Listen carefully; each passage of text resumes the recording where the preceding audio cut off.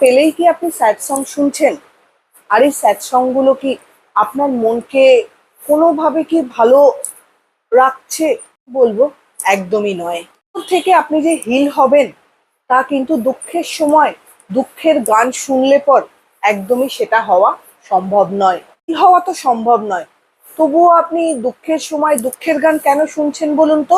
কারণটা আমি আজকে আমার ভিডিওর ভেতর থেকে তোমাদের সাথে শেয়ার করব। কারণটা হলো, তুমি তোমার স্যাড ইমোশনকে ভ্যালিডেশন করতে চাইছো। তুমি চাইছেন বা তুমি চাইছো তোমার ইমোশনকে ভ্যালিডেট করা হোক। যে দুঃখের ইমোশনটা, এটা ডেফিনেটলি নেগেটিভ ইমোশন।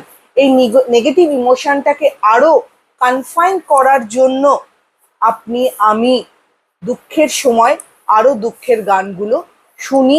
কেন কি আমরা রিলেট করতে পারি আমাদের দুঃখটার সাথে। ওই গানগুলো আমরা ফিল করতে পারি, আমাদের নেগেটিভ ইমোশনটা আরো নেগেটিভলি কনফাইন্ড করে ওই স্যাড সংগুলো।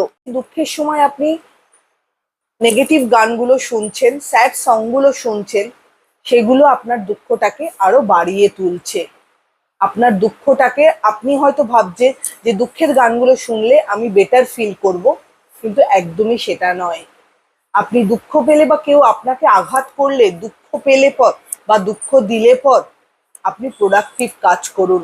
যান, বন্ধুদের সাথে আড্ডা মারুন, বই পড়ুন, বা বন্ধুদের সাথে সিনেমা হলে সিনেমা দেখুন।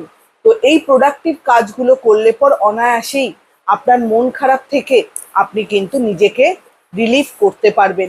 স্যাড সং কিন্তু আপনার মন খারাপটাকে কনফাইন করবে, সেটা কিন্তু আপনার মন খারাপটাকে দূর করবে না।